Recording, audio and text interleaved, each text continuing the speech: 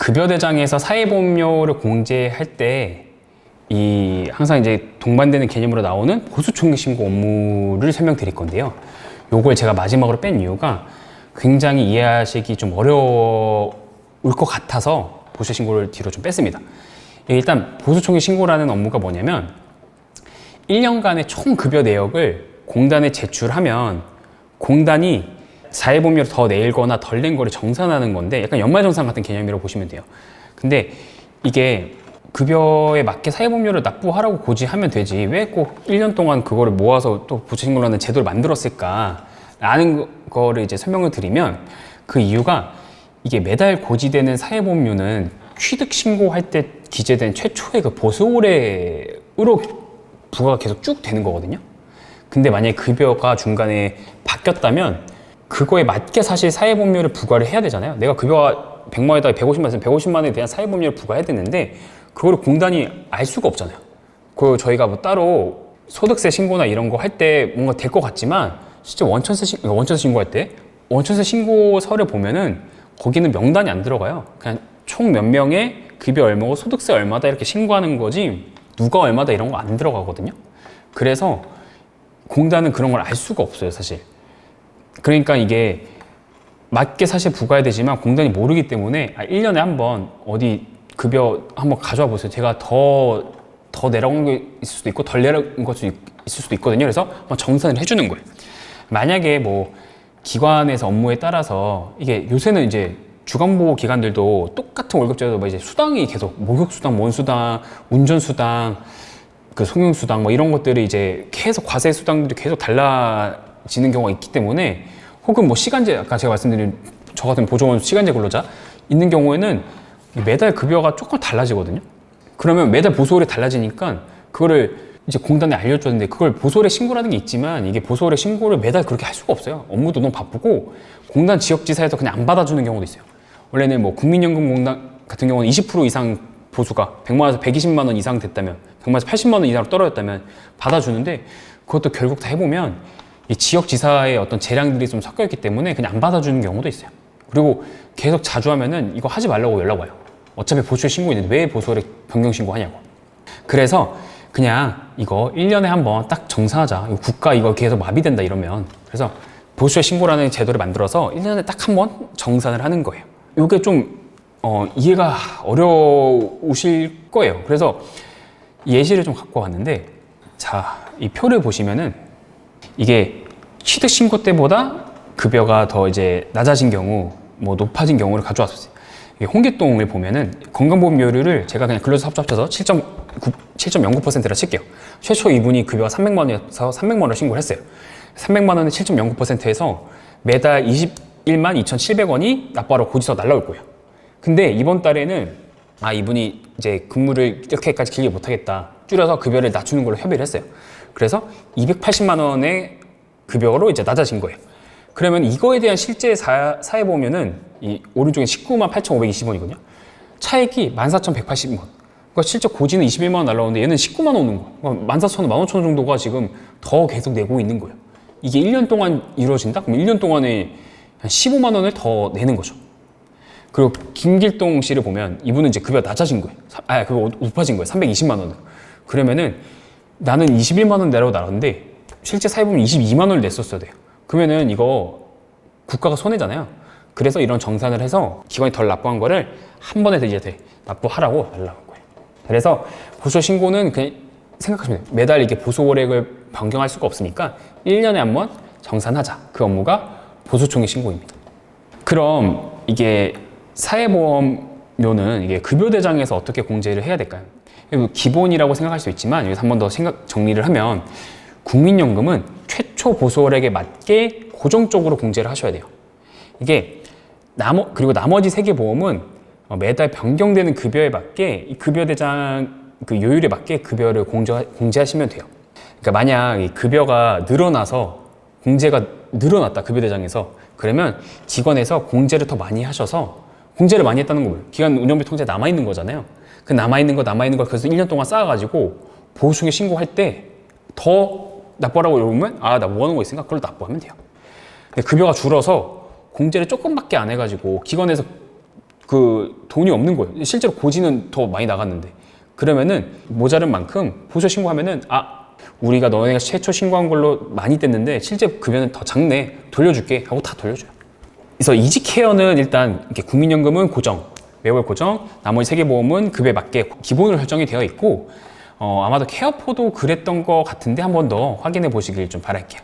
물론 이지케어는 이거를 매월 고정 쪽으로 굳이 하고 싶다고 하신 분들에게도 하는 그 기능도 별도로 준비되어 있긴 한데 그걸 사실 권해드리진 않아요.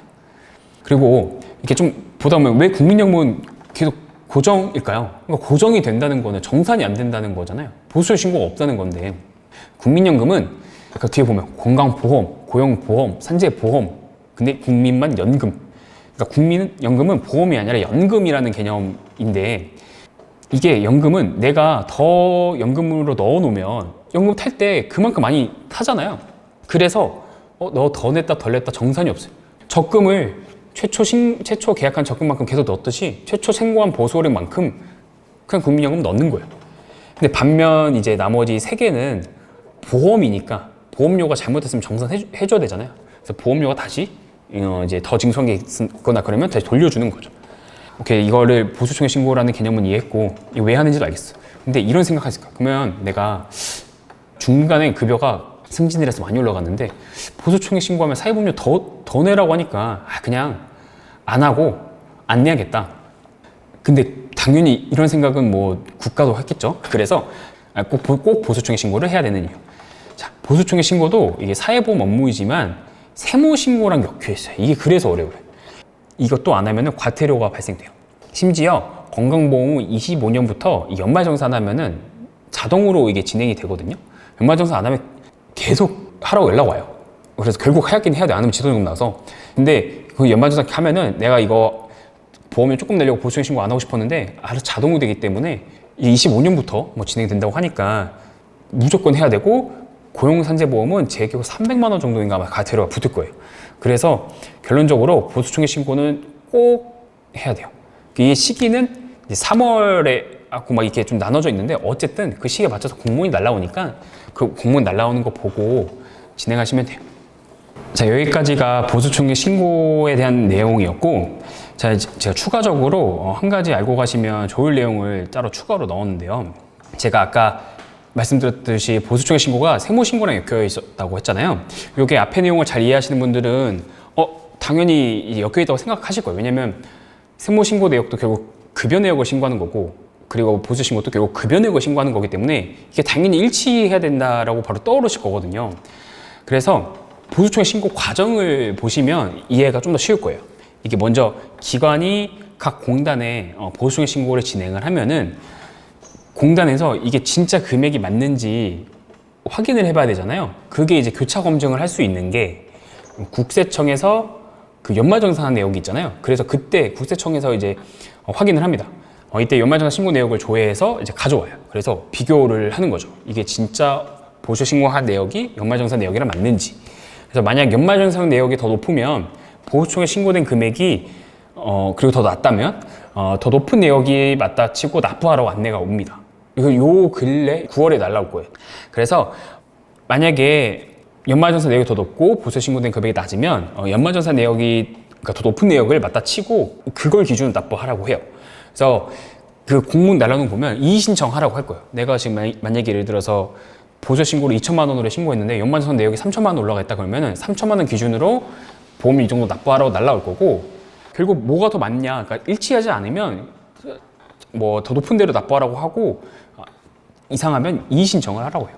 이게 만약에 뭐 이의 신청을 받아주기는 해요. 뭐 연말정산 내역이 뭐 틀리고 보수 신고 내역이 맞다. 그러면은 연말정산 내역도 다시 좀 진행을 해야겠죠. 그래서 최악으로는 급여대장이 서로 달라지는 이유가 급여대장을 계속 수정하기 때문이라고 했잖아요. 그래서 중간중간 계속 수정해서 다 다르다면 원천세부터 원천세, 간이지급 명세서, 연말정산, 보수신고 이거를 전부 다 수정신고해야 돼요. 그래서 지금 이 시기에 이제 그 이신청서 받아보고 막 내역 찾아보시는 분들 기관 센터에 있는 보면은 다 다른 경우도 있어요. 전부 다 다시 해야 되는 거죠. 그래서 이제 왜 세무신고 이후에 급여대장을 수정하면 안 되는지 잘 이해하셨을 거라 봅니다. 이게 조금이라도 다르면 그 끝에 모든 게 다 꼬이기 때문에. 그래서 제가 추가적으로 좀 말씀드리면 연말정산 업무가 사실은 이제 좀 두 가지로 그냥 나눠서 설명드릴 수 있는데, 저희가 세금 공제하거나 이럴 때 하는 소득세 정산 부분이 있고, 뭐 공제절 입력하고 기부금이나 이런 것들, 그리고 다른 거 하나는 이 지급명세서라고 해서 이 근로에 대한 거를 이제 별도 신고하는, 이걸 조회를 하거든요, 보수청 신고할 때. 그래서 만약 연말정산 내용만 다르다 그러면 이 지급명세서 부분을 재신고하면 돼요. 자, 그래서 다시 말씀드리지만 급여에 대한 수정하면은 이 세무신고뿐만 아니라 4대 보험까지 다 꼬이게 되고, 지금까지 근데 내가 문제가 없었다 그러면 운이 좋았거나 대행사가 그냥 최초에 전달받은 잘못된 급여대장으로 계속 신고하고 있는 거예요. 그래서 급여대장을 수정을 했으면 수정신고하거나, 아니면 대행사의 급여대장 수정했으니 수정신고 해달라고 꼭 요청을 해야 돼요. 이게 이제 이지케어 재무회계 서비스가 센터님들이 피곤하고 막 짜증도 나시겠지만 꼭 급여대장 수정하면 수정신고 진행해드리고 납부해 꼭 하셔야 된다고 안내드리고 급여대장을 함부로 수정하시면 안 된다고 말씀드리는 이유가 이런 거예요. 그래서 막 딴 대행사 안 그랬는데 너는 왜 그러냐, 이게 다 정확하게 해서 몇 년 뒤 막 갑자기 10년 뒤에 무슨 가산세 과태료 폭탄 나오지 않게끔 하는 거라고 이해하시면 되겠습니다.